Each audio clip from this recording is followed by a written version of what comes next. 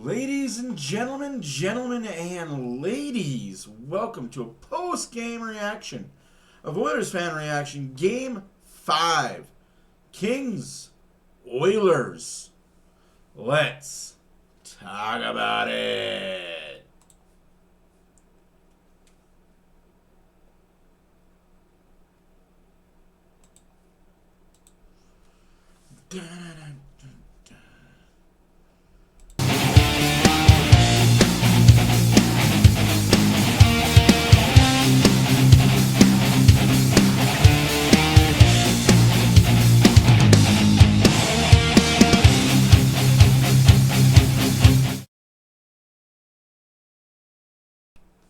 Yes, ladies and gentlemen as ladies, as the title says, Oilers Kings Game 5, Round 1.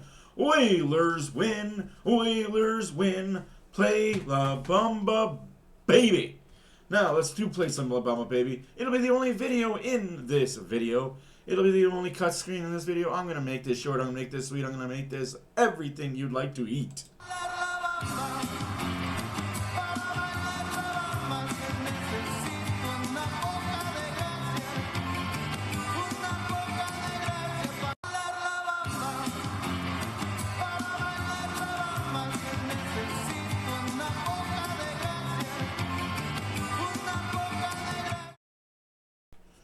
Now, yes, ladies and gentlemen, the Oilers do win 3-1, and I mean win. I don't mean win a little bit, win because, hey, the LA Kings were not good, won because the Oilers barely escaped with their teeth. No, the Oilers started off dominant and finished dominant. It was a never-in-doubter. If there was a game of never-in-doubts, this would be the game of never in doubt. Now, why do I say that? Well, it started off hot. Oilers started off the first period with 10 shots. Sorry, my bad. 19 shots to 4 after the first period. No, I did not stutter. No, you did not hear me wrong. The game was 19-4 after 1. Unfortunately for the Edmonton Oilers, there was no goals. They didn't score. Not a once in those 19 shots did they score. Why? Because of goaltending. This is going to be a big theme in today's video. Goaltending. Now, Kings did get the lone power play. We're not going to talk about their officiating. It's trash. We know that. We get that. We expect that. Now, Oilers get a power play as well. I guess I kind of lied. The Oilers got the first power play of the game. And it looked good. It looked dangerous. It looked busy. It had shots. It had momentum. It had movement. It had what you wanted it to have as a power play unit. The goalie, Darcy Kemper. Tip it up hat to you, sir. You saved the Kings bacon a lot in that power play. Turn it over. The Kings get a power play. It was not good. It was a session. It was a PK clinic the Edmonton Oilers put on that team. The Edmonton Oilers did a PK clinic for the first power play. Now, move on to the second period. Kings get another power play. This time, they score on it by Kuzmenko. Like, this guy, He's one of those players that only shows up once, maybe twice a series. Where was he in Edmonton? Non-existent. Anyways, he does score. Good goal. Can't get upset by anything. Can't get upset by anybody. Just nice tip in front. Another tip of the hat to the LA Kings, setting up a good power play. Shot from the point. Traffic in front. Tip in front. What is there to be upset by? Nothing. Unless you're an Edmonton Oilers fan, you got everything to be upset by. At that point in the game, you were out shooting the LA Kings 27-9, I think it was. Like, it was bad. It was a travesty how bad the Edmonton Oilers were working the LA Kings. How bad the Edmonton Oilers were whooping the LA Kings in shots. Nothing to show for it. And I said this upstairs to Diane during the first intermission. You watch, the Kings are going to get a goal because all the pressure is against LA right now. They're going to take it down. It's going to be a sloppy 2-on-1. Just something is going to happen. And the Kings are going to score the first goal and give them all the momentum.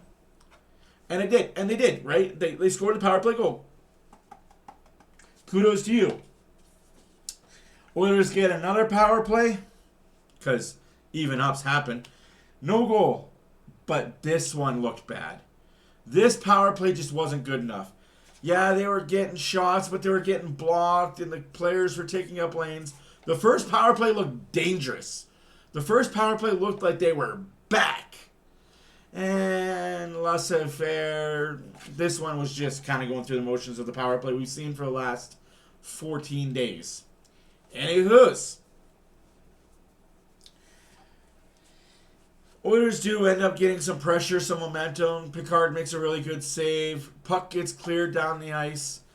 And who scores the goal? Evander effing Kane ties the game up, assisted by, who's that guy? Can everybody remind me who's that guy that wears 36 that some of y'all said was washed up, slow, not good enough to be on the Oilers roster? Oh yeah, John Klingberg. Oh, Mr. John Klingberg gets himself an assist. Evander Kane gets his second goal of the series, second goal of the playoffs. We're going into the second intermission, tied at 1. We're feeling good. We're all about it. Again, Picard made the saves he needed to make. It's coming down to goaltending. We're going to talk a little bit on goaltending after this, after I do a quick review of recapping.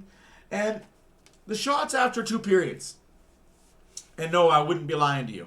If I'm lying, I'm dying. It's 33 for the Oilers, 11 for the Kings. But don't get lost in the sauce. Okay? Don't get lost in the sauce. 33 shots to 11. The score is 1-1. If you're an Oiler fan, and if you've been paying attention to Oilers hockey, usually when they're taking that quantity of shots, not necessarily quality, but there's quantity, and they're not scoring, there's a trigger in their heads almost like, oh shit, we're shooting. And we're shooting, and we're shooting, and we're carrying play. We've got momentum. We're doing, not getting rewarded. It felt like we were getting goalied. Again, don't get lost in the sauce. Oilers did win the game 3-1.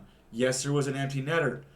But we can't walk out of here thinking that it was just the greatest thing since sliced bread. It was the first full 60 minutes this team has played in these playoffs.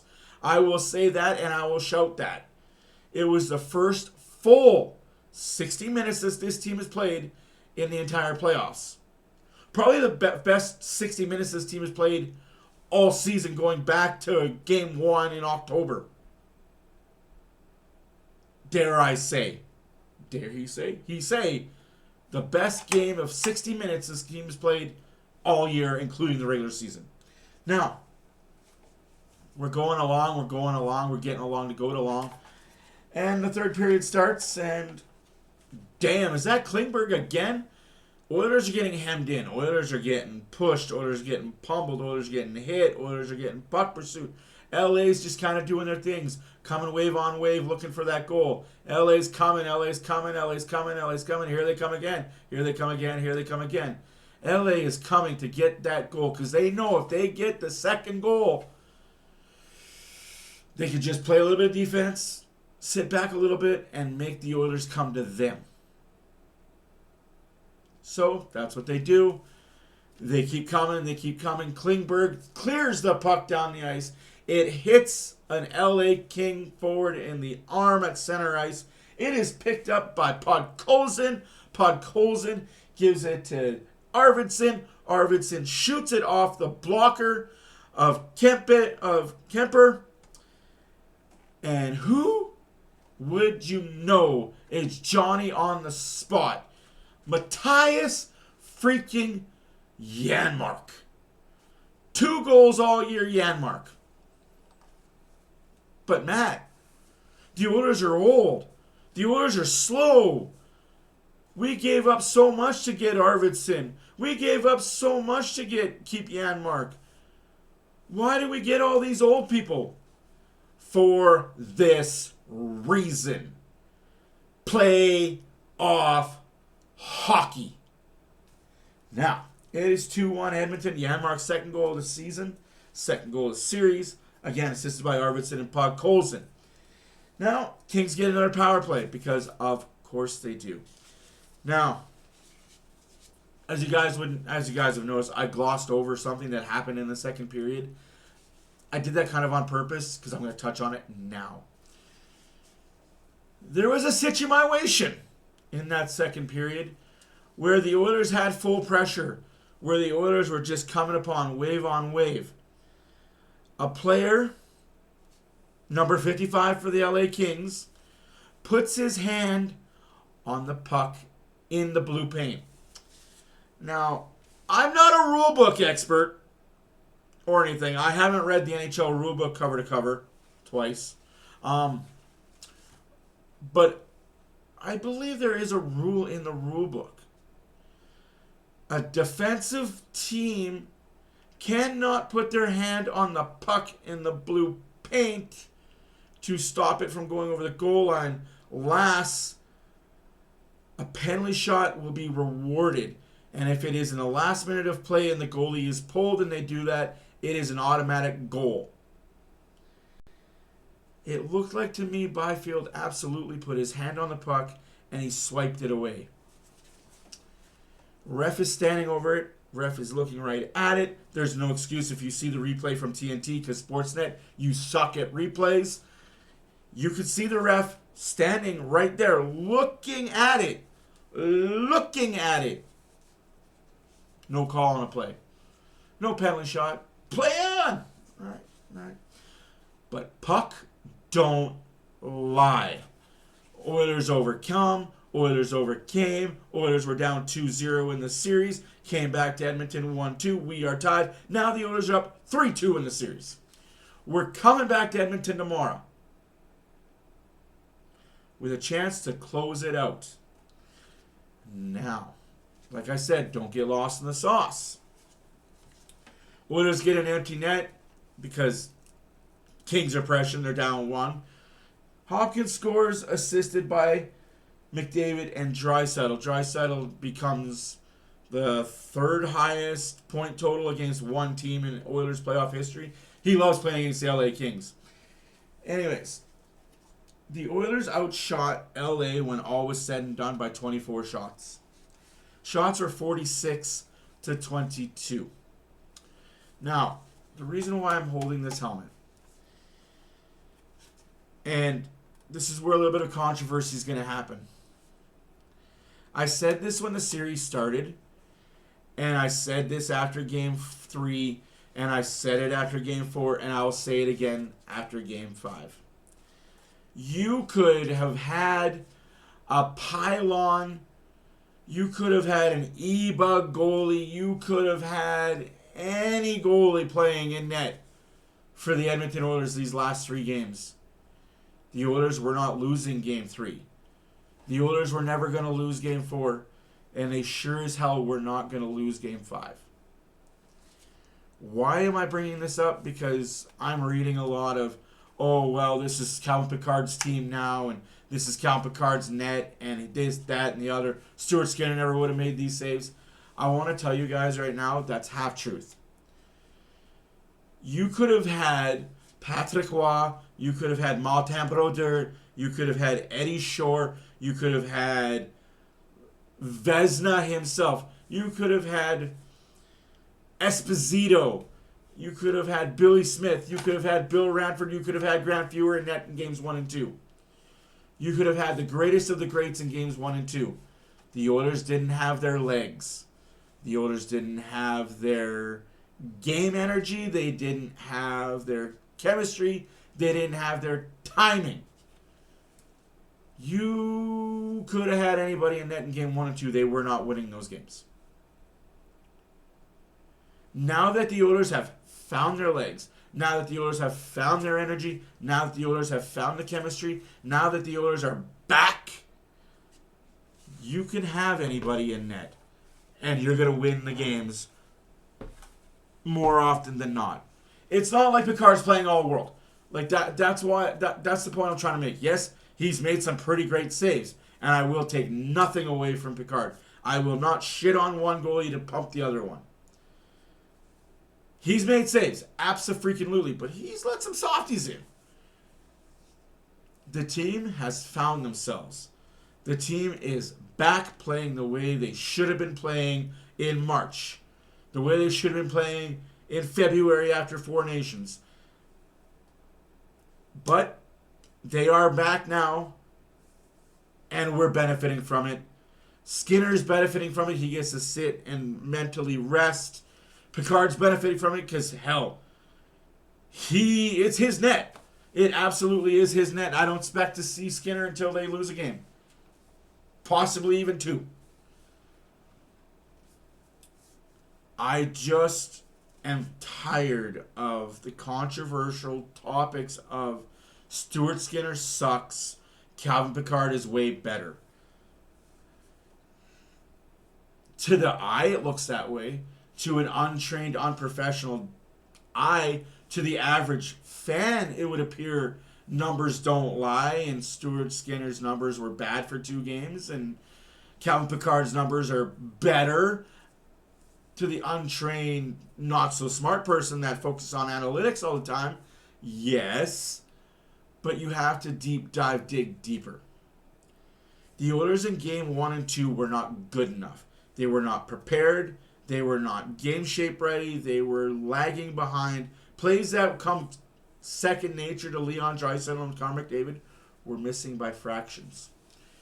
And now that they're back to click, click, click, click, click, click, click, click, bang, bang, bang, bang, bang, bang, bang, bang, boom, boom, boom, boom, boom, boom, boom. You can have anybody in net again, and you're winning games because they're back. Anywho's, guys, game 6 is on Thursday at 8 o'clock in Edmonton. We will be live. Just want to update you guys on the out-of-town scoreboard. Excusez-moi, s'il vous plaît. Few games on the schedule. Not just the Oilers. Crazy, eh? Not just Oilers-centric. Kind of imagine that song, but we're not getting into that song right here, right quick, right now. Boom, boom, boom, boom, boom, boom, boom, boom, boom, boom, boom, boom. Sorry. Anywho's, like I said, Oilers just pumped them. Like, I've got nothing else to say. Like I said, shots in the first period were 19-4. Shots in the second period were 14-8. Shots in the third period were 13-10. Overall, 46-22. Oilers were 0 for 2 on the power play. Kings were 1 for 3 on the power play. Hits were 59-46 for the Kings. When you don't have the puck, you hit more. Block shots 15-13 for the Kings. Giveaways 21 for the Kings. What a number. 21 for the Kings. 14 for the Oilers. I like that. Takeaways were 7-1 for the Kings. But again, we got other scores to talk about that happened. Also tonight's scores. There's finals. I will tell you guys about those. 4 games on the schedule tonight. The Ottawa Senators beat the Toronto Maple Leafs 4-2. Leafs still win that series. Leafs still lead that series 3-2. I know there's a lot of Leaf fans that are pretty upset, pretty pissed off right now. I feel you and I understand you. The Hurricanes beat the Devils 5-4 in double overtime. The Devils are out. The Carolina Hurricanes are the first team to clinch a second-round spot. Also, the Vegas Golden Knights beat the Wild 3-2 in overtime under some controversial shenanigans, but Vegas will always be favored by Gary Bettman, so it is what it is. Glad we don't play them until next round. The Oilers 3, the Kings 1. Now, tonight, Wednesday night. How do I say this with a straight face? The Washington Capitals have beaten the Montreal Canadiens 4-1. They win the series 4-1. The Capitals punch their ticket to the second round where they will face the Carolina Hurricanes. It is somber for me to say this, but again, whether you like what I'm going to say or not, the NHL officials had a lot to say with that series. If I'm a Montreal Canadian fan, I would feel a sort of way. But again, if you're a Montreal Canadian fan, you're just playing with house money. You're glad to be there. Build on that next year. That's all I can say for you guys. Hell of a run. Build on it next year. Florida Panthers beat the Tampa Bay Lightning 6-3 today. Florida wins that series 4-1. Again, the league and the officials had a lot to say in that series as well. It seems like whoever's in NHL head office gets to pick a team that they want to go farther, and Gary and the officials make it happen. The Jets just beat the Blues 5-3. They hold a 3-2 series lead. Tomorrow, not just the Oilers play, but the Maple Leafs and Senators play in Ottawa, Game 6. The Golden Knights and the Wild play Game 6. The Stars and the Colorado Avalanche play Game 6. And the Oilers and Kings play Game 6. Could be elimination night Thursday night. Every team could book their ticket to the second round tomorrow. Except for the Jets and Blues, which will be Game 6 on Friday. So, again, my name is Matt from Oilers Fan Reaction. I hope you guys enjoyed everything. I know I did. I know I had a great time commenting on the game. I know I had a great time talking about the game. This video is about 5 minutes longer than I want it to be. But anyways, guys, enjoy. We got one, maybe two more games left of round one. And then it's round two. Refocus, regroup, bring on Vegas, bring on Minnesota. I personally don't care who the Oilers play next. I think now that we've gelling, now that we're back into season form and we got the legs back, I don't think there's a team out there that can beat us. Anyways, for now, doses. See you guys in the next one.